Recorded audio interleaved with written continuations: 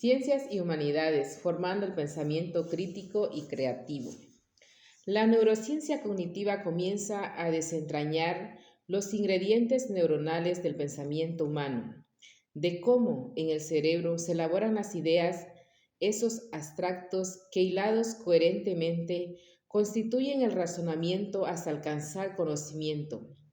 Y también se comienza a conocer las razones neuronales que distinguen el pensamiento crítico y analítico de aquel otro más primitivo que es el pensamiento mágico.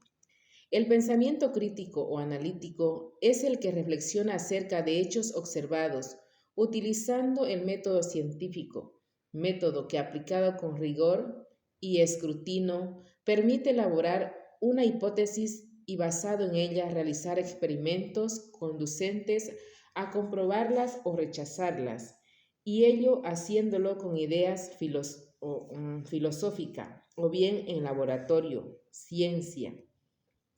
Es un pensamiento que conduce en línea recta, directa y bajo un foco de escrutinio consciente y un proceso de razonamiento riguroso, matemático o lógico, a la solución de problemas y que implica lo social, desterrar su antagónico, el pensamiento mágico.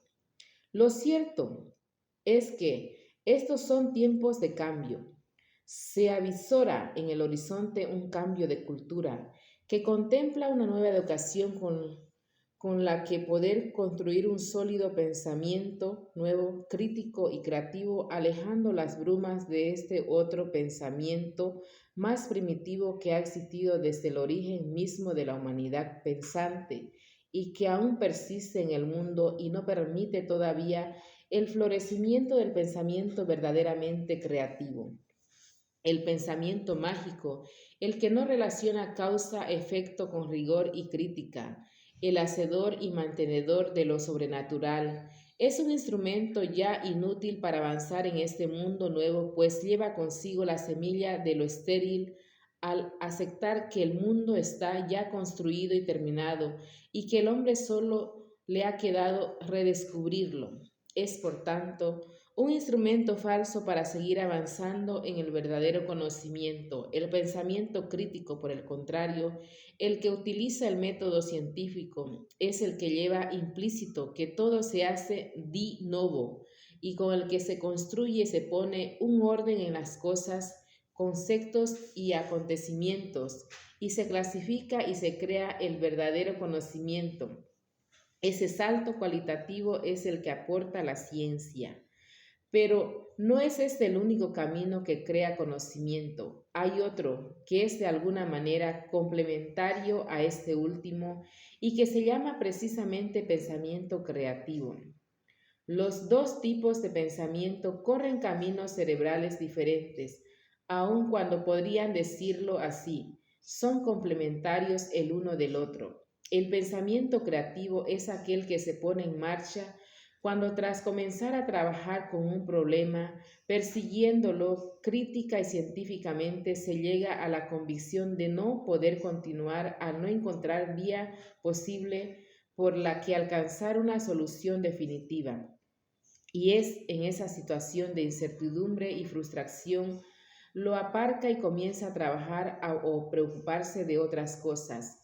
Se dice que en estos casos el individuo se ha olvidado casi por completo de su cuestión no resuelta y comienza a trabajar en otros temas u otros proyectos.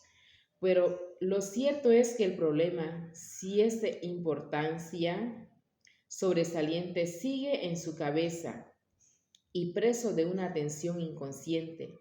Y es el trabajo del cerebro bajo esa tensión inconsciente el que de pronto ante un fuerte estímulo externo o espontáneamente sin más, lleva al individuo a una especie de sacudida luminosa y encontrar en ese momento la solución que tiempo atrás fue incapaz de encontrar. Es el caso famoso de Arquímedes y la corona de oro del rey Hierón de Siracusa y tantos otros descubrimientos geniales, es decir, se alcanza la solución del problema de un modo no predecible, La creatividad es un fenómeno complejo, un constructo cerebral y mental con muchos ingredientes y todavía muy difícil de explicar en el contexto de la neurociencia. Pero es este un pensamiento sin duda de valor inestimable tanto en humanidades como en ciencia. La sociedad occidental tiene una necesidad clara de crear un nuevo foco que ilumine, potencie y ponga bajo estudio la formación del pensamiento crítico y creativo, es decir, una educación y una enseñanza reorientada hacia ese pensamiento que lleva a alcanzar un conocimiento crítico por lo verdaderamente desconocido, el logro por lo auténticamente nuevo. Y esto debería comenzar en las escuelas, que es donde todavía no se enseña. Y digo en las escuelas, porque es allí donde realmente se inicia todo.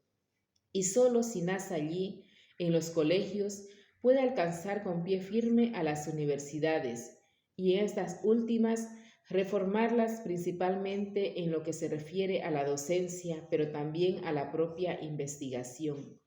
Hoy todavía, con muchas universidades se sigue enseñando sobre datos enlatados, en libro de texto, en el blanco y negro, que aparcan los hechos obtenidos en laboratorios y que siempre tienen una sombra de gris. Esta enseñanza empieza a ser criticada, a ser menoscabada de alguna manera por no ser acorde a la crítica que debe conllevar siempre cualquier logro científico y su explicación. Pero además, porque ello va en detrimento de la formación del estudiante que quieren dedicarse a la enseñanza universitaria y en particular a la formación de estudiantes de posgrado, doctorado, en lo que falta una mentalización hacia la crítica perseguida de cualquier verdad, asumiendo que toda verdad científica o filosófica es siempre discutible, falsable. La universidad, por tanto, debe cambiar. Debe haber una revolución en los métodos con los que se enseña a los estudiantes de grado. Como ya he apuntado antes, se debe comenzar un nuevo proceso de adecuación que debe nacer primero en los colegios para seguirse en las universidades. Pero esto no ocurrirá en general a menos que las instituciones más prestigiosas del mundo, lo que incluye agencias gubernamentales, académicas, sociedades científicas y revistas científicas, den esta enseñanza y a la investigación sobre estas enseñanzas el soporte y atención que claramente necesitan. Esto último es algo, sin embargo, que asoma ya al horizonte. Se avisora con esperanza que la educación alcance un estatus de preeminencia que todavía hoy no tiene.